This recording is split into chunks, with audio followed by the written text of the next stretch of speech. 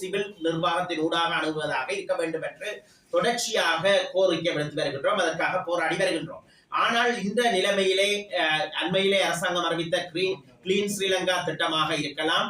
அதற்கு பின்னராக இளங்குமரன் பாராளுமன்ற உறுப்பினர் அவர்கள் யாழ்ப்பாண பஸ் நிலையத்தை தூய்மிப்பதாக ஆரம்பித்த திட்டமாக இருக்கலாம். இவைகளிலே பெருமளவான இராணுவத்தினர் ஈடுபடுத்தப்பட்டு இந்த திட்டங்கள் நடைமுறைப்படுத்தப்பட்டு வருகின்றன. இதனை நாங்கள் வன்மையாக கண்டிக்கின்றோம். காரணம் ஏனென்றால் ஒரு தேர்தல் அறிவிக்கப்பட்ட நிலைமையிலே அரசாங்கத்தினுடைய சம்பளம் பெறுகின்ற ஒரு தரப்பாக இருக்கின்ற படையினரை இந்த விடயங்களில் ஈடுபடுத்துதல், இதற்கு மேலாக அதாவது ஒரு ஜனநாயக வரம்புகளுக்குள் செயற்பட வேண்டிய அரசாங்கம் இராணுவத்தினரை கொண்டு பல்வேறுபட்ட சிவில் அதிகாரிகள் ஊடாக மேற்கொள்ள வேண்டிய திட்டங்களை மேற்கொள்வதனால் இங்கே ஒரு வகை இராணுவ மயமாக்கம் ஏற்படுவதற்கான சந்தர்ப்பம் முடுக்கிவிடப்பட்டிருக்கின்றது. அது நிகழ்ந்து வருகின்றது என்ற அடிப்படையிலே அதனை நாங்கள் வன்மையாக கண்டிக்கின்றோம். இந்த இடத்திலே நாங்கள் தெளிவாக சொல்ல வேண்டும். அதாவது இந்த காலப்பகுதிகளிலே அதாவது தமிழ் மக்கள் இந்த பாராளுமன்ற தேர்தல்கள் ஜனாதிபதி தேர்தல்களுக்கு பின்பான ஒரு சூழ்நிலைகளிலே அதாவது ஜேவிபி என்று சொல்லக்கூடிய தேசிய மக்கள் சக்தியினர் தமிழ் மக்களுக்கு உடைய பிரச்சனைகளை நியாயபூர்வமாக அணுகுவார்கள் என்ற ஒரு எண்ணம் அதனுடைய வெளிப்பாடு எங்களிடத்திலே காணப்பட்டது. அதன் அடிப்படையிலே தான் தமிழ் மக்களில் கணிசமானவர்கள் கூட ஜேவிபியினருக்கு அதிக அளவிலே வாக்களித்திருந்தார்கள். அவர்கள் அதை அறிந்தோ அறியாமலோ இவர்களிடத்திலிருந்து தமிழ் மக்களுக்கான ஒரு அரசியல் தீர்வு, அதே நேரத்திலே ஒரு நியாயபூர்வமான உரிமைகளை நிலைநிறுத்தத்தக்க விடயங்கள் நிலைநாட்டப்படும் என்ற அடிப்படையிலே வாக்களித்திருந்தார்கள். ஆனால் அது எல்லாவற்றுக்கும் குழி தோண்டி புதைக்கும் விதமாக இன்றைய அரசாங்கத்தினுடைய செயற்பாடுகள் அமைந்திருக்கின்றன. அதாவது ஜனாதிபதி தேர்தலின் போதான சந்தர்ப்பங்களிலே ஜனாதிபதி அனுரகுமார திசாநாயக்க அவர்கள் கூறியிருந்தார். அதாவது காணாமல் போனோர் தொடர்பாக கூட ஒரு கூற்றை அவர் மிகவும் அதாவது நாடகத்தனமாக கூறியிருந்தார். ஒவ்வொரு தாய்க்கும் ஒருவர் இறந்து விட்டால் அதன் கவலை அந்த இறந்த அதாவது இறுதிக்கிரியைகளுடன் ஓரளவுக்கு குறைந்து செல்கின்ற ஒரு சந்தர்ப்பத்திலே, ஆனால் காணாமல் போன ஒரு தாயினுடைய இதயம் என்பது எவர் வந்து வீட்டை தட்டினாலும் தன்னுடைய பிள்ளை வருகின்றாளா என்ற எண்ணத்தின் அடிப்படையிலே தான் காணப்படும் என்று சொல்லி இருந்தார். இவ்வாறாக எல்லாம் அதே நேரத்திலே பௌத்த சிங்கள பேரணவாத ஆக்கிரமிப்பு, இணைய எந்த மதத்தினுடைய பேரணவாத ஆக்கிரமிப்புகள், மதவாதம், இனவாதம் என்று எதுவும் நடைபெறாது என்று கூறியிருந்தார்கள். ஆனால் அவர்கள் பதவியேற்றதன் பின்னரான ஒரு சூழ்நிலையிலே தையிட்டி விகாரையினுடைய காணிகள் தொடர்பாக அவர்கள் உண்மைக்கு புறம்பான ஒரு கதையை சொன்னார்கள். அதாவது அந்த காணி உரித்தாளர்கள் அந்த காணிகளை மாற்று காணிகளுக்காக விட்டுக் கொடுக்க தயாராக இருக்கின்றார் என்று கௌரவ ஆளுநர் ஊடாக ஒரு கருத்தை சொன்னார்கள். அதன் பின்பதான சூழ்நிலையிலே அந்த மக்கள் மத விவகார அமைச்சரை சந்தித்து விட்டு வந்திருக்கின்ற ஒரு சூழ்நிலையிலே 48 மணித்தியாலங்கள் கழிவதற்கு முன்னர் அந்த தையிட்டி விகாரையிலே புதிய கட்டுமானங்களுக்கு துறப்பு விழா நடத்துகின்றார்கள். அந்த சட்டவிரோத விகாரைகளை சட்டவிரோதமாக்குதல் இவை அகற்றப்பட முடியாது என்ற நிலைமைகளிலே அரசாங்கம் சென்று கொண்டிருக்கின்றது. இதே நேரத்திலே காணாமல் போனோர் தொடர்பாக எந்த விதமான பதிலளிப்புகளும் இல்லை. பொறுப்பு வாய்ந்த அமைச்சர்கள் சொல்லுகின்றார்கள் அரசியல் கைதிகள் விடயத்திலே எந்த விட்டுக் கொடுப்பும் மேற்கொள்ளப்பட முடியாது என்று. இவ்வாறாக தமிழ் மக்களுடைய எரிகின்ற பிரச்சனைகள் தொடர்பாக இனப்பிரச்சனை ஒன்றொன்று இருக்கின்ற ஒரு சூழ்நிலையிலே அதற்காக அவர்கள் சொல்லுகின்றார்கள் இங்கே வர்க்க பிரச்சனை மாத்திரம்தான் இருக்கின்றது, முதலாளித்துவ பிரச்சனை மாத்திரம்தான் இருக்கின்றது, இந்த பிரச்சனைகள் எல்லாம் சாதாரணமாக தணிந்துவிடும் என்று. இது எதை ஒத்தது என்று சொன்னால் முன்னைய காலங்களிலே ராஜபக்ஷ அரசாங்கம் அதாவது இது ஒரு நாடு என்ற அடிப்படையிலே இங்கே மாற்று கருத்துக்களுக்கு இடமில்லை, எல்லாமே ஒரு நாடு என்ற அடிப்படையிலே நீதி காலந்தாழ்த்தப்பட்டு செல்ல செல்ல அந்த கோரிக்கைகள் கரைந்துவிடும் என்ற எண்ணத்தில் செயற்பட்டதற்கு ஒப்பானது. அதே நேரத்திலே உண்மையிலே இவர்கள் கடந்த காலங்களிலே தமிழ் மக்களுக்கு எதிராக மிலேச்சத்தனமான யுத்தம் ஒன்றை ராஜபக்ஷ அரசாங்கம் முன்னெடுத்திருந்த காலப்பகுதியிலே இவர்கள் அரசுடன் இருந்தவர்கள், அமைச்சு பதவிகளை வகித்தவர்கள், அதே நேரத்திலே போருக்கு தேவையான இலங்கை இராணுவத்திற்கு தேவையான ஆளணியை கிராமம் சென்று திரட்டியவர்கள் தான் இந்த ஜேவிபியினர். அவர்கள் இன்று தேசிய மக்கள் சக்தி என்ற மூலாம் பூசிய வண்ணம் எங்களுடைய மக்களிடத்திலே பெரும் நன்மை பயப்பவர்களாக சொல்லிக்கொள்ள விரும்புகின்றார்கள். இவற்றை நாங்கள் மறக்கின்றோம். அடிப்படையிலே நாங்கள் இங்கே நீங்கள் சிவில் நிர்வாக விடயங்களிலே இராணுவத்தை கொண்டு செயற்பாடுகளை முன்னெடுக்க விரும்புகின்றீர்கள் என்ற அடிப்படையிலே நாங்கள் உங்களை பார்த்து கேட்கின்றோம். சாதாரணமாக ஒரு யாழ்ப்பாண பஸ் நிலையத்தை தூய்மையாக்க வேண்டுமாக இருந்திருந்தால் நீங்கள் ஒரு பகிரங்க சிரமதானம் மூலம் அதனை செய்திருக்க முடியும். ஆனால் அதனை செய்யாது. அதே நேரத்தில் யாழ்ப்பாண மாநகர சபை அந்த விடயங்களுக்கு பொறுப்புள்ள திணைக்களமாக இருக்கின்றது, அதிகார சபையாக இருக்கின்றது. அதனிடத்தில் அதை பற்றி தொடர்பு கொண்டு கேட்டிருக்கலாம். மாநகர சபை உதாசீனம் செய்யும் என்றால் உங்களுடைய ஜனாதிபதியுடைய பிரதிநிதியாக கௌரவ ஆளுநர் அவர்கள் இருக்கின்றார். அந்த ஆளுநர் ஊடாக ஒரு அறிவித்தலை கொடுத்து அதனை துப்புரவு செய்திருக்கலாம். இது போக நீங்கள் கட்சி தொண்டர்களை பயன்படுத்தியோ அல்லது மக்களை சிரமதானத்துக்கு அழைத்தோ அந்த பணியை மேற்கொண்டிருக்கலாம். ஆனால் அவற்றை எல்லாம் விடுத்துவிட்டு ராணுவத்தினரை இந்த இடத்திலே அழைத்து வந்து இவர்கள் சிரமதானம் செய்கின்றார்கள் என்று சொன்னால் அது இன்று அளவிலே, அதாவது கடந்த வாரம் கூட ராணுவம் இலங்கையிலே இருக்கக்கூடிய ராணுவ அதிகாரிகளுக்கு எதிராக பிரிட்டன் ஒரு தடை உத்தரவை விதித்திருந்தது. அவ்வாறாக மிலேச்சத்தனமான மனித உரிமை மீறல்கள், பாரதூரமான பாலியல் வெல்லுறவுகள், தமிழ் மக்களுக்கு எதிரான இனப்படுகொலைகள் என்று புரிந்த பல்வேறுபட்ட குற்றச்சாட்டுகளை உடைய ராணுவத்திற்கு இவர்கள் வெள்ளையடிப்பதற்கு முயற்சிக்கின்றார்கள். அவர்கள் எந்த சந்தர்ப்பத்திலும் சொல்லுகின்றார்கள், ராணுவத்தினருக்கு எதிரான குற்றங்கள் தொடர்பாக விசாரிப்பதற்கு அவர்கள் தயாரில்லை என்பதை வலுவாக வெளிப்படுத்தி வருகின்றார்கள். நாங்கள் இங்கே ஒன்றை சொல்ல வேண்டும். அதாவது கடந்த காலங்களிலே, அதாவது லலித் குகன் போன்ற இருவர் யாழ்ப்பாணம் ஆவரங்கால் பகுதியிலே வைத்து எங்களுடனும் அவர்கள் இணைந்து பல்வேறுபட்ட பணிகளில் ஈடுபட்டிருந்தார்கள்.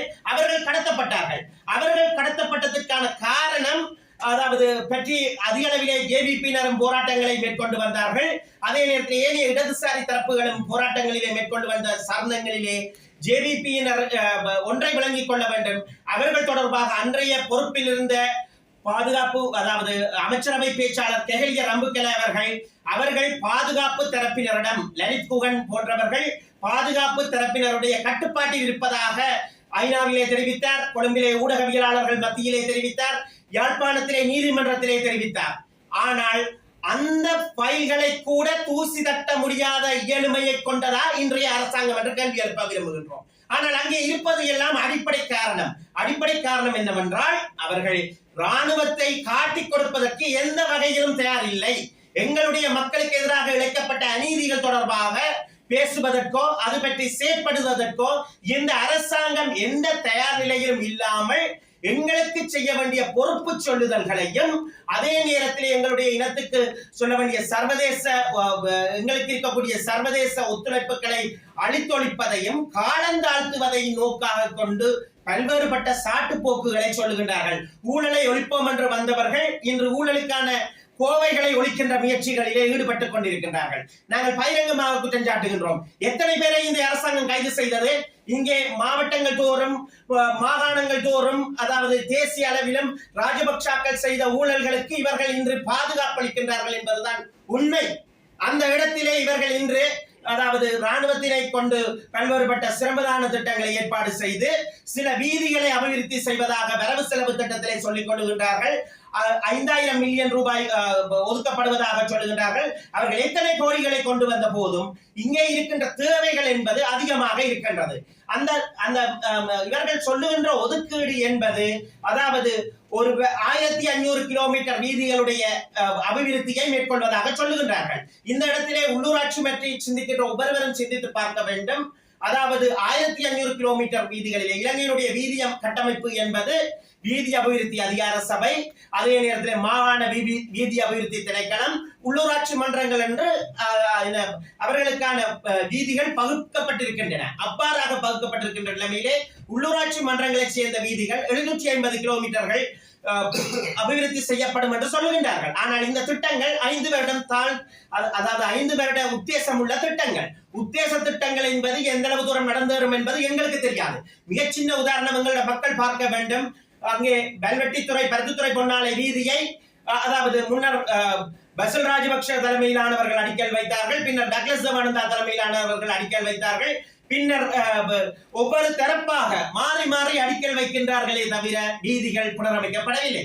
அதுபோன்று வெளைப்பாடு, கிராஞ்சி பகுதியிலே இருக்கின்ற வீதிகளுக்கு தற்போது ஐக்கிய மக்கள் சக்தியினரும் அதற்கான அடிக்கல் வைப்பதற்கு முயற்சித்திருக்கின்றார்கள். ஆளுங்கட்சிகள் ஆட்சிகள் மாறி மாறி வந்த சந்தர்ப்பங்களில் எல்லாம் அந்த பூநகரி பிரதேசத்திலே இருக்கின்ற வீதிக்கு முயற்சிகள் நடக்கின்றது. ஆகவே மாறி மாறி இவர்கள் மாலைகளுக்கும் தாங்கள் திறப்பு விழாக்களுக்கும் முன்னுரிமை அளிக்கப் போவதில்லை என்று கூறிக்கொண்டு கிராமங்களிலே அடிமட்ட மக்களிடத்திலே சென்று இந்த நடவடிக்கைகளை செய்கின்றார். அண்மையிலே அமைச்சர் அதாவது இலங்கையினுடைய பிரதம மந்திரி எதிர்வரும் நாட்களிலே யாழ்ப்பாணம் வருவதாக சொல்கின்றார்கள். அதனை அடுத்து ஜனாதிபதி வருவதாக சொல்கின்றார்கள். ஆகவே நாங்கள் இவர்களை பார்த்து ஒன்றை கேட்கின்றோம். நீங்கள் தேர்தல் பிரச்சாரம் என்றால் வருகின்றீர்கள். எங்களுடைய மக்களிடத்திலே காணாமல் போன தாய்மார் எத்தனை ஆண்டுகளாக போராடி கொண்டிருக்கின்றார்கள். அரசியல் கைதிகளுக்காக எங்களுடைய குடும்பங்கள் ஏங்கிக் கொண்டிருக்கின்றார்கள். அவர்களுடைய நாளாந்த காணி விடுவிப்புக்காக போராடி கொண்டிருக்கின்றார்கள். தையட்டி முன்றலிலே நின்று தையட்டி வீதியிலே நின்று எங்களுடைய மக்களும் அரசியல் கட்சிகளும் போராடி கொண்டிருக்கின்றார்கள். இவற்றை பார்ப்பதற்கு வருவதற்கு உங்களுக்கு மனம் இல்லை. வாணிப்பாயிலே மக்கள் அது தொடர்பாக கேள்வி கேட்ட போது அதனை குழப்பி சென்றவர், அதாவது அதற்கு பதிலளிக்காமல் இவற்றுக்கெல்லாம் பதிலளிக்க முடியாது என்று சென்றவர் தான் இந்த பிரதமர் கலாநிதி கருணி அமரசூரிய. ஆகவே இவர் ஒரு கல்வியாளர் என்ற நிலைமையிலே இருந்து தடமாறி செயற்படுகின்றார். இந்த இடத்திலே நாங்கள் குற்றம் சாட்டுகின்றோம். நீங்கள் பொய்யான வாக்குறுதிகளை மக்களிடத்திலே அளித்துக் கொண்டு இன்று நாட்டை கட்டியெழுப்புகின்றோம், தேசத்தை மாற்றுகின்றோம் என்ற பொய்யான பாசப்பு வார்த்தைகளை கைவிடுங்கள். உரும்பிராயிலே இருக்கின்ற ஒரு கற்பக பிள்ளையார் வீதி என்கின்ற உரும்பிராய் வடக்கில் இருக்கின்ற வீதியை புனரமைப்பது தொடர்பாக அங்கே மண் ஆய்வு செய்கின்றார்களாம் என்று வீதி அபிவிருத்தி அதிகார சபை போன்ற திணைக்களங்களை கொண்டு சென்று அதாவது ஒரு பிரச்சாரம் நடக்கின்றது. ஆகவே அரசு திணைக்களங்கள் அங்கே துஷ்பிரயோகம் செய்யப்படுகின்றன. அந்த இடத்திலே அந்த வீதி அபிவிருத்தி அதிகார சபையில் இருந்து வந்தவரிடம் அங்கே இருக்கக்கூடிய ஒருவர் கேட்கின்றார், இந்த பிரதேசத்திலே போட்டியிடுகின்ற வேட்பாளர் எங்கே என்று. அப்போது அவர் சொல்லுகின்றார், அவர் இப்போது இல்லை, அவருடைய காலத்தில் எல்லாம் நடக்கும் என்று அந்த தேசிய மக்கள் சக்தியைச் சேர்ந்த வேட்பாளரை வெற்றி வாய்ப்பை ஊக்குவிக்கின்ற வகையிலே இங்கே செயற்பாடுகள் நடக்கின்றது. ஆகவே இந்த கோட்டபாய அரசாங்கத்திற்கும் இவர்களுக்குமான வித்தியாசம் என்பது, அதாவது கோட்டபாய அரசாங்கம் நேரடி வன்முறைகள் வாயிலாக எங்களுடைய மக்கள் மீது ஒரு இனப்படுகொலையை செய்தது. இவர்கள் அந்த இனப்படுகொலைக்கு உறுதுணையாக இருந்தவர்கள். இன்றும் கூட பௌத்த சிங்கள பேரினவாத சிந்தனையில் இருந்து தடம் மாறாது பயணிக்கின்றவர்களாக இன்று அவர்கள் எங்களுடைய மக்களிடத்திலே ஒரு ஏமாற்றகரமான ஒரு முயற்சியை மேற்கொள்வதற்கு காத்திருக்கின்றார்கள். எனவே எங்களுடைய மக்கள் விழிப்படைய வேண்டும்.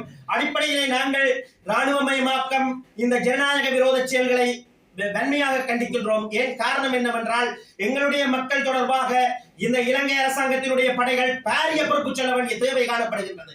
இன்று வதை முகாம்கள் பற்றி பேசப்படுகின்றது. இந்த வதை முகாம்கள் பட்டளந்த முகாம் பற்றி பேசப்படுகின்றது. நிச்சயமாக நாங்கள் அவற்றை வரவேற்கின்றோம். சிங்கள மக்களுக்கோ அல்லது தமிழ் மக்களுக்கோ அல்லது முஸ்லிம் மக்களுக்கோ இந்த நாட்டினுடைய இனங்களுக்கோ அல்லது சுற்றுலா பயணிகளாக வந்த மக்களுக்கு கூட இங்கே அடிப்படை உரிமைகள், மனித உரிமைகள் மீறப்படுமாயின் அது பற்றி விசாரணை அவசியம். ஆனால் இவர்கள் எதை செய்கின்றார்கள்? அரசியல் நோக்கம் கொண்ட விசாரணைகளை மாத்திரம் செய்கின்றார்கள். இந்த ஜேவிபியினருக்கு, இந்த ஐக்கிய மக்கள் சக்தியினருக்கு முதுகெலும்பு இருந்தால், இந்த ஜனாதிபதிக்கு முதுகெலும்பு இருந்தால், இந்த பிரதமருக்கு முதுகெலும்பு இருந்தால் நாங்கள் தட்டி கேட்கின்றோம். தமிழ் மக்களுக்கு எதிராக இழைக்கப்பட்ட அத்தனை வதை முகாம்கள் தொடர்பாகவும் சர்வதேச அளவிலே கேட்கப்பட்ட கேள்விகளுக்கு பதிலளியுங்கள். அவர் பற்றி விசாரணைகளை ஆரம்பியுங்கள். இங்கே இருக்கின்ற பாராளுமன்ற உறுப்பினர்களை நோக்கி கேட்கின்றோம். நீங்கள் சொல்லுகின்றீர்கள் மக்களுக்கு என்ன பிரச்சனை என்று முகப்புத்தகத்தில் கருத்திடுமாறு. முகப்புத்தகத்தில் கருத்திடுவதற்கு இது என்ன, அதாவது விளையாட்டு நிலைமையா அல்லது விளையாட்டு திறனா நாங்கள் நடத்துகின்றோம். ஆகவே மக்களுடைய அபிப்பிராயத்தை தயவு செய்து இளைஞர்களிடத்திலே இருந்து கோத்தபாய ராஜபக்ஷ அவர்கள் ஒரு இராணுவமயமாக்கம், அதே நேரத்திலே ஒரு திசை திருப்பும் முயற்சிகளுக்காக பல்வேறு போதை வஸ்து பழக்கங்கள் என்று, மதுபான பழக்கங்கள் என்று, அதாவது திசை மாற்றுவதற்கான தமிழ் மக்களுடைய உணர்வுகளையும் அவர்களுடைய உரிமை மீறப்பட்டது என்பதையும் திசை மாற்றுவதற்கான பல்வேறுபட்ட காரியங்களிலே ஏற்பட்ட முயற்சித்தார்கள். அதனுடைய முயற்சியின் லாபத்தை அவர் அனுபவிக்கவில்லை. ஆனால் இந்த ஜேவிபியினர் அனுபவித்துக் கொண்டிருக்கின்றார்கள்.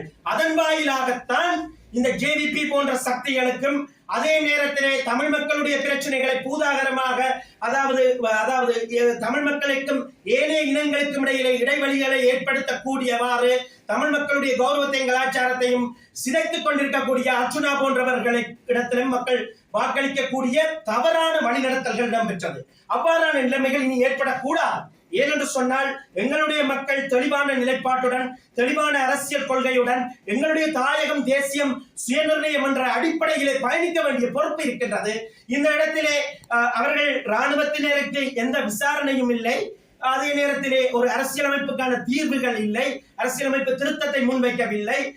அதே நேரத்திலே உள்ளக பொறிமுறைதான் தீர்வு என்கின்றார்கள். நாங்கள் தொடர்ச்சியாக இந்த வீதிகளிலே இருந்து தாய்மார்கள் முதலாக ஜனநாயக செயற்பாட்டாளர்கள், மனித உரிமை செயற்பாட்டாளர்கள், அரசியல் செயற்பாட்டாளர்கள் என்று அனைவரும் இந்த நாட்டிலே ஒரு சர்வதேச விசாரணை தேவை என்று வலியுறுத்தி கொண்டு வருகின்ற ஒரு சூழ்நிலையிலே இந்த அரசாங்கம் எங்களுடைய மக்களுக்கு அளிக்கப்பட்ட அநீதிகள் தொடர்பாக ஒரு தவறான வழிநடத்தலை, தவறான புரிந்துணர்வை, தவறான அதாவது பொய்யான நாடகங்களை மக்களிடத்தில் ஏற்படுத்துகின்றது.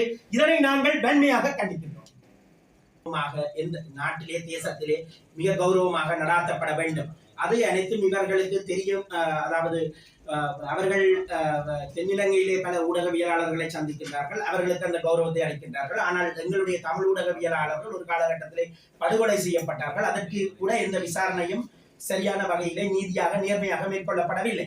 ஆனால் இன்றைய சூழ்நிலையிலே சாதாரணமான நிகழ்வுகளிலே ஊடகவியலாளர்களை நோக்கி வன்மமான கௌரவமற்ற வார்த்தை பிரயோகங்கள் என்பது மிகுந்த கண்டிக்கத்தக்கது. ஏனென்று சொன்னால் ஒரு தொழில்துறை சார்ந்தவர்களை நோக்கியதாக மிகவும் கீழ்த்தரமான வார்த்தை பிரயோகங்கள் என்பது, அவர்களை கிண்டல் அடிப்பது போன்ற வார்த்தை பிரயோகம் என்பது செய்வதற்கு இந்த அரசியல்வாதிகளுக்கு எந்த அருகதையும் கிடையாது. ஏனென்று சொன்னால் ஊடகவியலாளர்களுக்கு ஒரு தர்மம் இருக்கின்றது, ஊடக சுதந்திரம் இருக்கின்றது, ஊடக தொழில்துறை பாதுகாப்பு இருக்கின்றது. ஊடகம் என்பது ஒரு தொழில்பான்மை. அந்த தொழில்பான்மை தொடர்பாக மிகுந்த அவதானத்துடன் செயற்பட வேண்டியவர்களாக அரசியல் தரப்புகள் இருக்கின்றார்கள். ஒரு நாட்டினுடைய ஜனநாயக தூண்களிலே 4வது தூண் அனைத்து துறைகளையும் கண்காணிக்கின்ற ஒரு பொறுப்பை கொண்டதாகத்தான் இந்த ஊடகத்துறை இருக்கின்றது. அதனிடையே அந்த செய்தி சேகரிக்க சென்ற ஊடகவியலாளர்களை நோக்கி அவர்கள் அதாவது மின்னிணைப்பு ஆளியை நிறுத்திவிட்டார்கள் என்று அவர் சந்தேகம் கொள்கின்றார்கள் என்று சொன்னால் அது அவருடைய தனிமனித விருத்தி சார்ந்த பிரச்சனை. ஏனென்று சொன்னால் ஒரு தொழில்பான்மையாளர், ஒரு ப்ரொஃபஷனல் ஊடகவியலாளர்கள் தான் இங்கே இருக்கின்றார்கள் எங்களுடைய மக்களிடத்திலே. அந்த தொழில் ரீதியாக அவர்கள் தங்களுடைய கடமைகளை செய்யும் போது அவர்களுடைய கடமைகளுக்கு இடையூறுபடுத்தும் முகமாக, அவர்களுடைய சுதந்திரத்தை மறுக்கும் முகமாகத்தான் இந்த சம்பவம் இடம்பெற்றிருக்கின்றது. அதே நேரத்தில் அதிலே அவர் மன்னிப்பு கேட்டதாக சொல்லப்பட்டது. ஆனால் இந்த மன்னிப்பு என்பது இவர்கள் சொன்ன அதாவது பிரயோகித்த வார்த்தை பிரயோகத்துக்கு ஈடானது அல்ல. இது அரசாங்கம் மன்னிப்பு கேட்டிருக்க வேண்டும். ஏனென்று சொன்னால் அங்கே ஒரு அமைச்சர் இருந்திருக்கின்றார். அமைச்சர் ஒருவர் கூட்டம் நடத்தி கொண்டிருந்திருக்கின்றார். அந்த சந்தர்ப்பத்திலே மின் துண்டிக்கப்பட்டிருக்கின்றது. சாதாரணமாக இவர்கள் ஒன்றை சொல்ல வேண்டும், அதாவது என்ன விடயங்கள் நடந்தாலும் அவற்றுக்கு லாபகமான அதாவது மாற்று கருத்துக்களை சொல்ல முனைகின்றார்கள். அந்த மாற்று கருத்துக்கள் ஒருபோதுமே மக்களுக்கு விமோசனமானதாகவோ அல்லது உண்மைத்தன்மையுடையதாக இருக்கவில்லை. ஆகவே இந்த உண்மைத்தன்மையற்ற கருத்துக்களை, உண்மையை நிலைநாட்டுகின்றோம் என்று ஆட்சிக்கு வந்த அரசாங்கம் ஒருபோதும் பிரயோகிக்க கூடாது. ஊடக தொழில்துறை சார்ந்த சுதந்திரம் மீறப்பட்டிருக்கின்றது, ஊடகவியலாளர்களுடைய கௌரவம் மீறப்பட்டிருக்கின்றது. அதே நேரத்தில் ஊடக தர்மம் அதனால் பாதிக்கப்படுகின்றது. எங்களுடைய ஊடகவியலாளர்கள் ஒரு ஊடக சந்திப்புக்கு செல்கின்றார்கள் என்றால் அங்கே தகவல்களை அறிந்து கொள்வதற்காகத்தான், அந்த தகவல்களை வெளிக்கொண்டு வருவதற்காக, உண்மைகளை வெளிக்கொண்டு வருவதற்காக. அவர்களை நோக்கி நீங்கள் அதாவது வசைபாடுவது என்பது ஒரு சந்தர்ப்பத்திலே இந்த அதாவது கோட்டபாய மஹிந்த அரசாங்கங்கள் வன்முறையை பிரயோகித்தது என்பதும் ஒரு வகையிலான ஒற்றுமை போக்கை காட்டுகின்றன. ஆகவே காலப்போக்கிலே இது வன்முறையாக கூட மாறலாம். எனவே நாங்கள் இந்த இடத்திலே தெளிவாக சொல்கின்றோம், இவர்கள் இவ்வாறான விடயங்களுக்கு அரசாங்கமாக மன்னிப்பு கேட்க வேண்டும். இந்த இடத்திலே ஊடகவியலாளர்கள் தொடர்பாக இவர் பேசிக்கொண்ட கருத்துக்கள் தொடர்பாக பகிரங்க மன்னிப்பு மக்களிடத்திலே சென்றடையக்கூடியவாறு கேட்க வேண்டும். அதை அரசாங்க ஊடக பேச்சாளர் இருக்கின்றார், அவரோட கேட்கட்டும் அந்த மன்னிப்பை. இதை நாங்கள் கேட்கின்றோம்.